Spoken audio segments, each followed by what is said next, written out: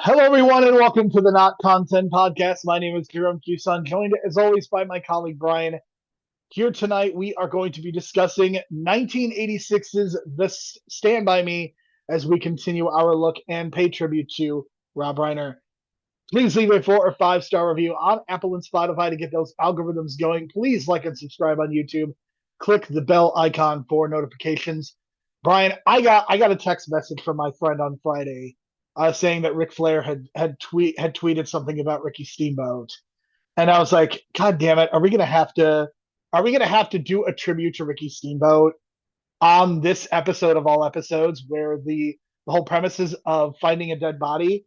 But apparently Ric Flair is just being a weirdo, and Ricky Steamboat is still thankfully with us. Did you see that? I saw that. I think he just like worded it like he just wanted to honor his friend, but people took it out of context, thinking that he was dead. And even though he didn't mention the words "dead," uh, "dying," or "passed away," so I think people kind of just ran away with it. Like it's cool Maybe he's don't honoring post his an AI friend. pic. Maybe don't post an AI picture. That doesn't help. Well, I don't know about that. I don't even know if Flair knows the difference at this point. I think he's just kind of like humbling. He's just walking around, getting through life, honoring his Bumbling dead around is friends, more and like it. yeah, bumbling around. Listen, Steamboat's fine. He's fine. He's fine. In terms of dead bodies, though, man, Jesus Christ, this movie.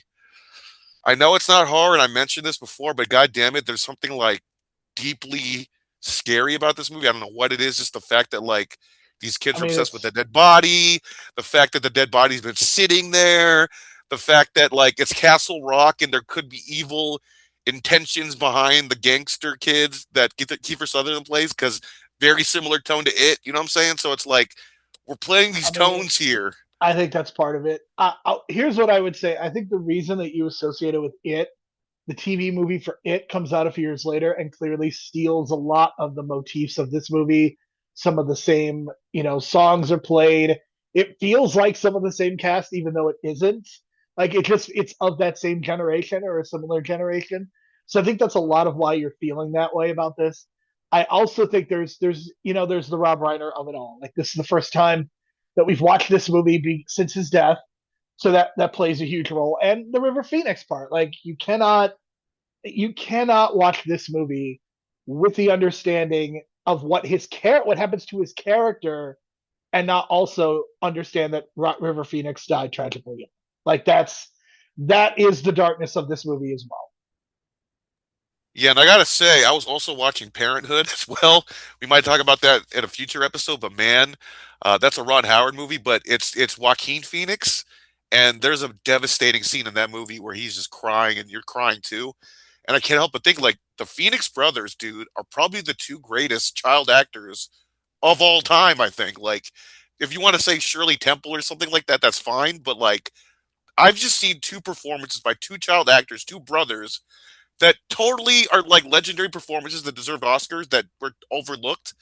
But man, like it's clear that these guys, I mean, if River Phoenix was still alive, these two would be competing with each other, I think, in the same category almost every other year. You know what I'm saying? Like, I just can't believe like he died so young and this I movie just kind mean, of like it's the Dark listen, Knight effect with this movie. You know what I mean? And it's it's like I almost mean like that's a huge part of it. Like there yeah. is that hanging tragedy, but like for me, the other thing about it is like if you think about the Last Crusade, he's in the movie for 12 minutes, but like the most iconic shot of that movie is the transition from him into Harrison Ford. Like you can't get any more clear about what your intentions are at that point. And I don't know, like, were they planning on doing a young Indiana Jones with him and he died, or whatever happened? But like, you cannot watch that moment and think, wow, this guy is going to be the biggest star in Hollywood for a solid 10 years. Like, he is going to have what Leonardo DiCaprio's career was essentially, and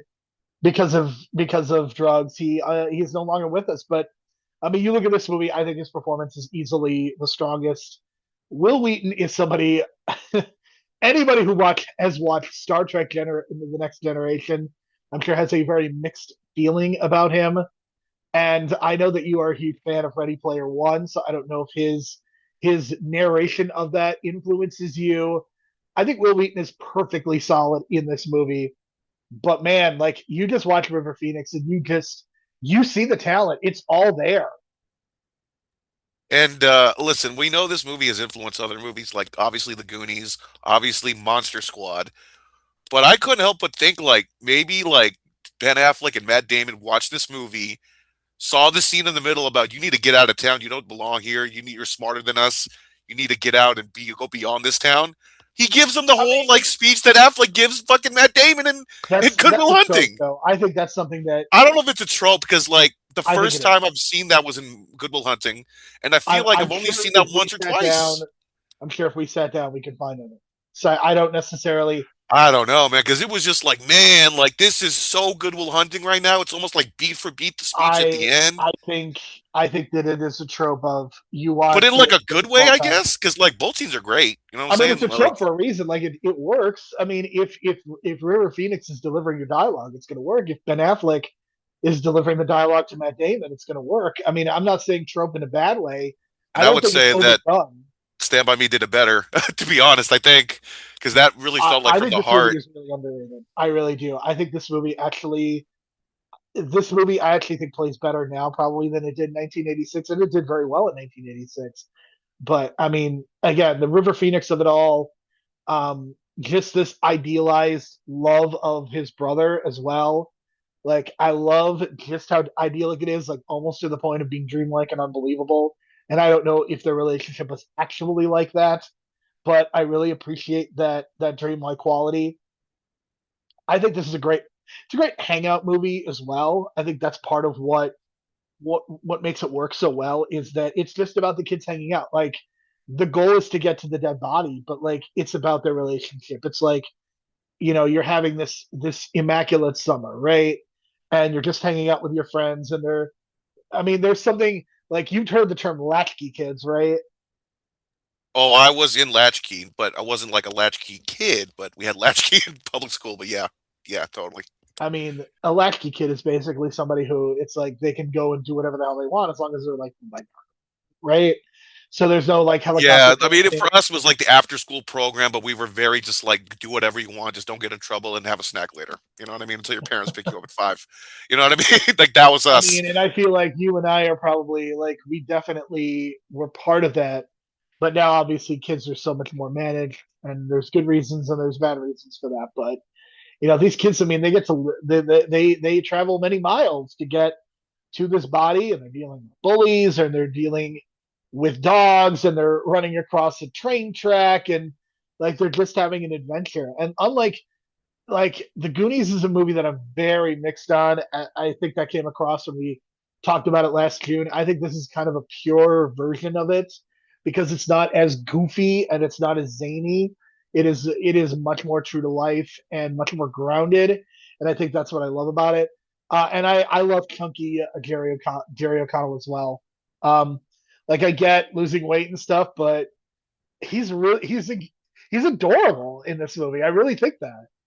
Yeah, man. I remember, was it 13 years ago now? I him and Rebecca Romaine, I was able to bag their groceries. I think it was like Memorial Day weekend or something. We were just kind of chatting it up, just like, oh my God, this is like the dude from Stand By Me. Well, I was also thinking like the guy from Sliders as well, even though I didn't really watch Sliders, but like I was like, it's the dude from Sliders and it's Mystique. Oddly enough, But that's probably what he's most associated with. And somebody said he should have been the adult in it too, and I agree because that actor was not good. oh, that would have been interesting, but Yeah, eh, I did not like his not performance. I as mean, high the whole movie is profile. kind I of get it, but he's God. He looks great now. He looks like a model. But that was again 10 years ago when I saw him. But he looked like a model then, even in his 40s. also a really good Superman in the in a couple of the animated movies. Like he does a really good job. Oh yeah, that's right. That's right. He's really underrated. He's really underrated. He's great in this. I think all the kid actors are great in this. This is probably Honestly, Corey Rebecca Feldman's Romaine best. is pretty underrated. Like it's funny that they're both underrated. Yeah, and an underrated couple because I think they're still together. To be honest, if I'm not just Good, assuming I that, say but good for them. Rebecca Romaine, yeah, all I'm gonna say is then, now, forever, and you know what I mean when you say get that paycheck. Get that paycheck, Rebecca, because I want to see a big pop when I see you on the screen in December. Wink, wink. that. Oh But man, yeah, it's gonna be a moment. it But is yeah, going I to be just think for a all certain the kid generation. actors are great in this. Kiefer Sutherland is great in this. You know what I mean? Even that dad, that Kiefer Sutherland, stereotypical. it's funny because there's like a lot of stuff being said about him and his drunken behavior, and it just never ends. And I watch this movie and I'm like, you know what? I don't know if he's acting or Very much the Oliver Reed of America, right? Like, do you understand that not. reference? Do you understand? It's a deep Yes, reference, folks. Oliver I Reed is a do, British actor that was always drunk, but he was a great actor. But you can tell he was drunk on screen. and That's it's kind of Kiefer funny because Sutherland. people are like, well, why isn't he in the Hunger Games? I'm like, I can tell you why he's not in the Hunger Games because they don't want to deal. They already Yeah, had they already had yeah. to deal with It Filipino seems like law. only ABC and Fox are willing to deal with him on a long term basis. If you're going to mark him as like the star of your show, and you just have to deal with it. But he does It's draw in weird. Yeah, ratings. He does it's. draw in the ratings. So, I mean, but in 24 was a this, it's very like, successful yeah, show. and it looks I like mean, he was like, he was a good actor. Like that's the thing is, he was a very good yeah. actor. There's And so it much. looks like he was going to do Lost Boys right after this or before this because he's got the same hair. So I just love that look of his. Like that's one of my all-time favorite bully looks of him is that blonde, right? Either as the vampire or either as the bad guy in Stand By Me. It is a very good way of separating himself from his father. That's the thing. Yeah, and it's I guess it's that old school Southern heel approach, right? You want to make him a blonde, right? Just in case he bleeds. You know what I mean? He almost bled because he almost got shot, but that was a great line. Like, you're gonna shoot everyone else? No, just you, bro. I thought that was hardcore, and I thought that was a good line to like stand up to a bully, man. Even though it's gun violence, which I don't recommend and don't condone, but the 50s, I guess. What are you gonna do? There's no like safes for guns, apparently. You know what I mean? But yeah, but anyway, this is definitely Corey Feldman's best performance ever, right? Like that's hands down. I think he's really good in this movie. I think that I'm trying to think of who he reminds me of, like because we just talked about him, and the thing about Corey Feldman is he is never going to be the type of person you would cast as the lead in your movie, but he is the type of person that you cast him for spice, right? I think that's the Burbs is not a movie that I like that much, but I think he really added something to it, and I feel the same way here. Like if he plays River Phoenix's role, I don't think this movie is very good at all, but he is perfectly cast as like one of the side kids. Like they give him just enough emotional impact that I think it works out really well. Yeah, and like this is probably my favorite performance of his, like this and Friday the 13th Part 4, which is like a personal fan favorite of mine, but like this is something like I don't know what it is, but Rob Reiner just brought it out of these kids, and so, it felt like almost he just put the camera down and just put the camera on the tripod and just let him act the old Kevin Smith method, and they just, you know what I mean, and they just Oh knocked man, it you out of the really went park. there, didn't you? Well, I mean, that's the Kevin. I mean, it's the name that I think of, like in terms of like camera, just putting the camera there and just let like scenes flow without moving the camera for minutes on end. And you got a little bit of that here with the dialogue and the interpersonal connections between Chris and Will Wheaton. And I'm a fan of Will Wheaton on Star Trek. I know people are a mixed bag, right? I But cannot stand him on that show. I It is get it, man. I get it. He's a smart ass. He's I don't know. I don't know if it's white privilege. Maybe I there don't was know. there was a moment somebody recently posted this of him speaking and Picard saying "Shut up, Wesley," and I watched it like 6 times because Picard hates him so much. Was that the episode that his friend accidentally got killed in that I don't Starfleet? remember which episode it is You know specifically, what I but mean? There was that one where they were on the I ships and one of them died. I Yeah, also love that Picard hates kids. That is also that's why one of he my doesn't favorite have any, details. dude. That's why he's Oh, like, it's great. I love it. I love it so yeah, much. he's like that. He's like my uncle, like that one uncle you have in every family that just like never gets married. That's him, dude, and that's And in Picard, most cases, they probably should. right? But yeah, I think this is like the best I've seen Will Wheaton like ever. Like I've only seen him in obviously Star Trek and clips of like what's that He show? doesn't. I mean, Big Bang Theory? done Big Bang Theory. He doesn't really do a lot of acting anymore. Like I know he I is guess he's known for just a being con like a guy, and by a con guy, I mean personality. just yeah, to go to the cons a lot I mean, and make that you money. could do a lot worse, right? You could do a lot worse Yeah, than but he seems like he's a guy that's going to be busy almost every weekend the rest of his life if he goes to all these cons around the United States. You know what I mean? Like he could probably do good in terms of like the yeah. I mean, autograph tour kind of stuff. I think he does a really good job in this in. Yeah. And that's the thing. It's like I think the thing that you realize about Rob Reiner is he is a master at casting, right? Like you look at his movies and he just nails it every single time, especially when he's clicking, right? Like I I think would agree about on that. Yeah, I would agree. I mean, we had that same thing with Princess Bride. Every role was pretty much casted perfectly in terms of what you needed. Like, I mean, And John Cusack. yeah, I mean, John Cusack is in the movie for like 5 minutes, but I mean, he's perfectly cast as the brother. yeah, and then he doesn't get like too like Better Off Dead version of John Cusack, or you know what I mean, or the Say Anything version where he's like that weird kid, but instead he's like the cool brother kid, which is a nice Yeah, change of pace. which is Because weird because he almost never plays the cool guy in any movie. right, or the guy that went and well, he didn't die in the army, right? He died in a Jeep accident, right? It wasn't like he went to Yeah, Nam or anything. right. So so that's the I thing. mean, this Like is I the kind of 19, confuse this is that the sometimes. 50s. This isn't even the 60s, so that's Yeah, really yeah, they bad. haven't even reached Vietnam yet. So yeah, it's tragic because that dad, I don't know the name of that actor, but we've seen him in so many different things. Like he's like that military type dad. But man, Yeah, he's he's so he's like definitely stone cold and like I don't know if he really doesn't love his son or wishes that, the brothers were I'm swapped. really glad that this movie is an hour and 26 minutes and we basically only get one scene with him because it would not have worked if he was in any more of the movie. I don't know if we I don't know if it's a good thing we don't get the resolution. Maybe that's kind of like the message because like I think that is I the know message. because Like like I know that relationship is not, it's about the kids. And right. any minute that you're spending away from the kids is a minute that you're probably wasting because again, this is a movie that is very, very tight. And that's the other thing that I really like about Rob Reiner's movies is that he's not somebody who indulges himself. He is somebody who is happy to make a movie that's 90 minutes and understands that sometimes a 90-minute movie is better than a 1 hour and 45-minute movie. I think this is a worse movie if it's 20 minutes longer. I think it's perfect. It leaves you wanting more, but I think that's okay. Yeah, I just kind of wish that we had some kind of resolution because it just feels like so stone cold for the dad and Will Wheaton for that. I mean, that relationship, but like, I guess that's the message because I know, like, I have a strained relationship with my father, and I haven't talked to him in years, so I know that feeling, right, of having that strained relationship. So I don't know if that's the message saying even until our death, when we get old, like we may still have these feelings for our parents, right, and it may never be resolved.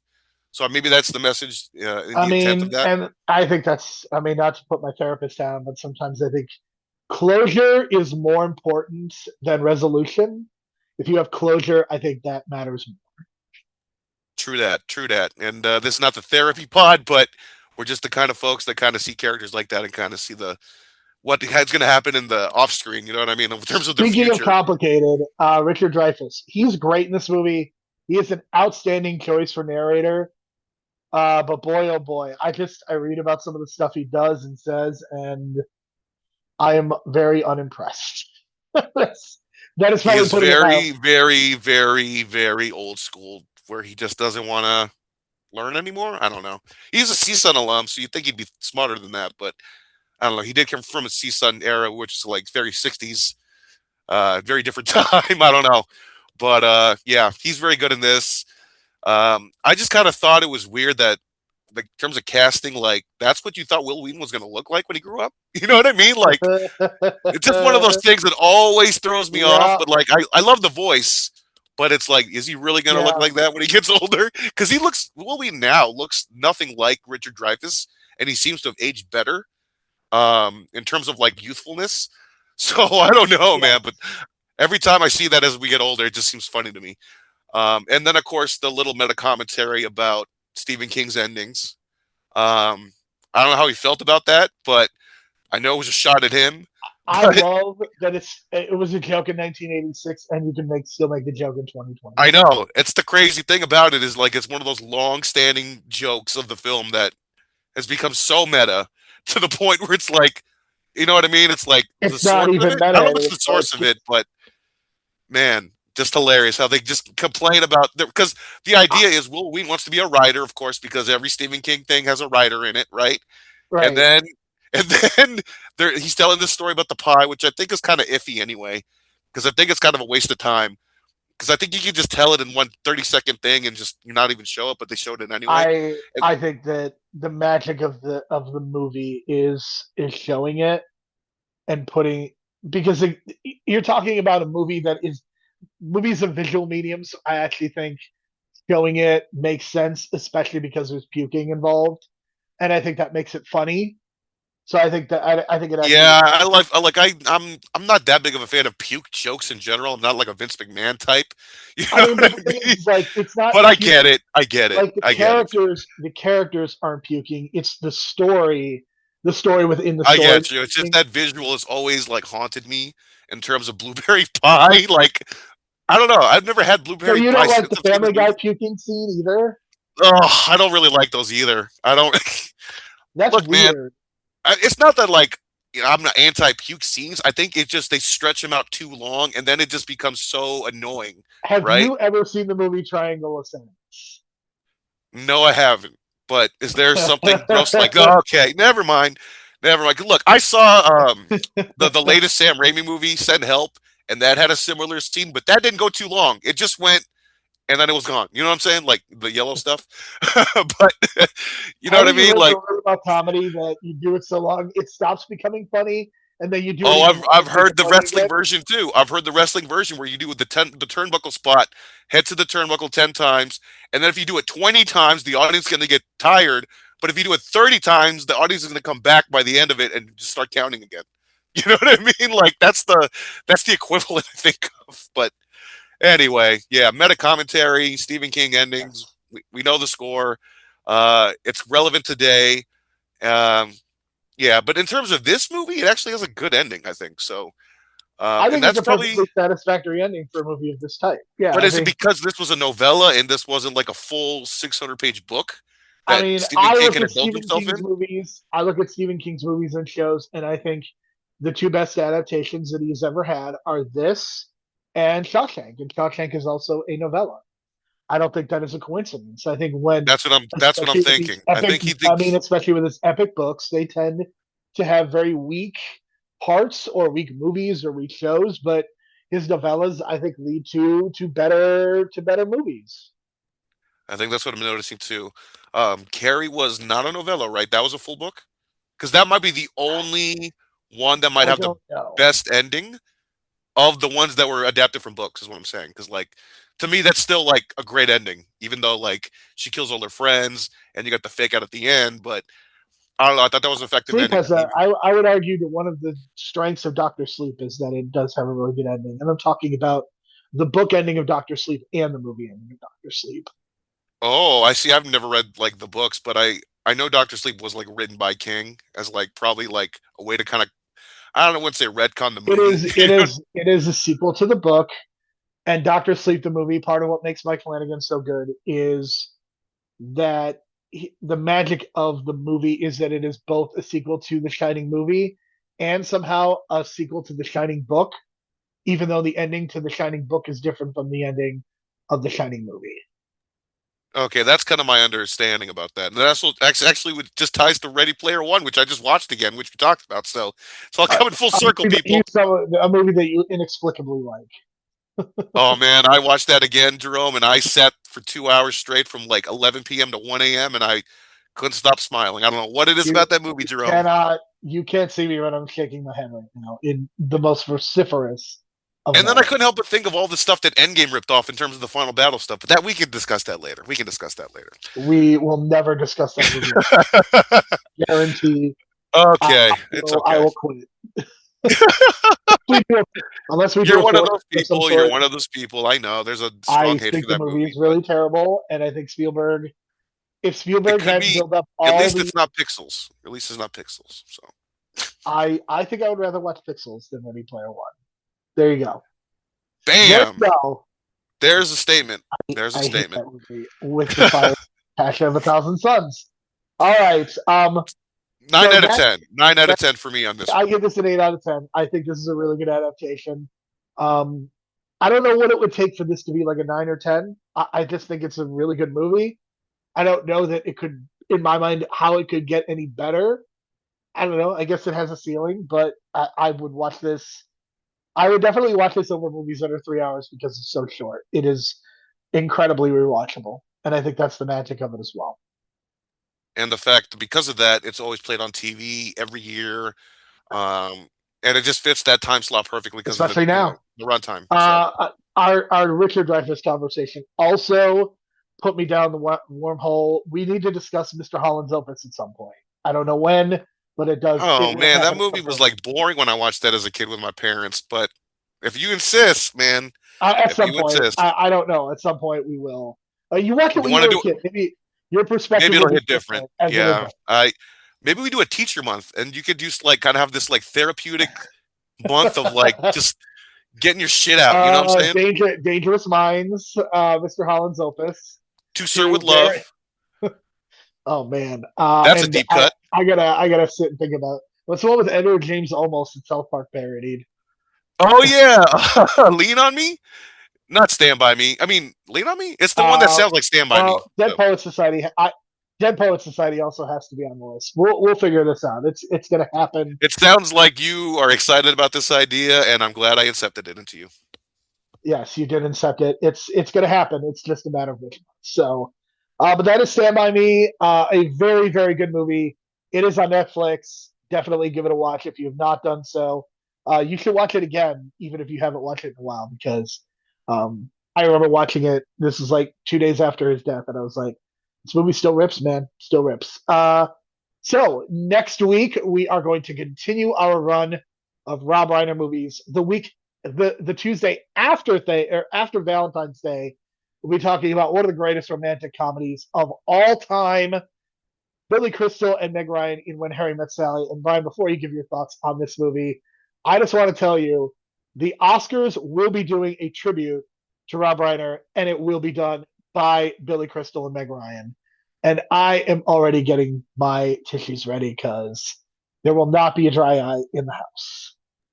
Well, it's going to be emotional, but it's also the fact that Billy Crystal's coming back to the Oscars. So, anytime that happens, there's usually good stuff. But we'll see. We'll see if this generation connects with him and doesn't have this giant backlash um, Bob Costas in the MLB playoffs, like that reaction. Hopefully, that doesn't happen because this generation scares me sometimes because God knows I was shocked with that Bob Costas reaction. So here's hoping to Billy Crystal. I mean, what he And said about the Cubs players dead or somebody dying, like that was a little weird. yeah, I know, but I do like the fact that Billy Crystal took that picture a few years ago. I don't know if you saw it, where he got the same sweater from the movie, and I was like, Yes, "Good I for did see you, that. guy," because I'm pretty sure he saved that. You take that home. You know what I mean? I mean, Like I know he that's lost a lot iconic to wildfires. He has had a rough year for sure. for sure. Yeah, and well, I mean, he's a Yankees fan, and that didn't help when they lost to Cleveland And he's either. a Clippers Or not the fan. Cleveland, the Blue Jays. He's a Oh, he's a Clippers Clippers fan fan too. too. Oh my Yeah, goodness. Sorry, man. The Clippers are not. They're out of it now, dude. Sorry. it's really weird. Like all of the celebrities are Lakers fans except for him. Yeah, that's been that story. And then of course, well, that's a whole other story with the Clippers. It's like this whole other subset of fans in LA that are kind of like anti-Laker. Wasn't Penny Marshall one of them? I think, or someone. I don't know. Maybe that's Uh, really funny though. yeah.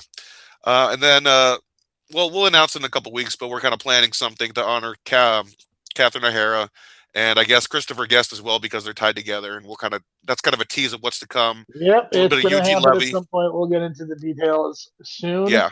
But next week is When Harry Met Sally. For Brian, I'm Jerome. Thank you so much for listening. We'll talk to you again next week.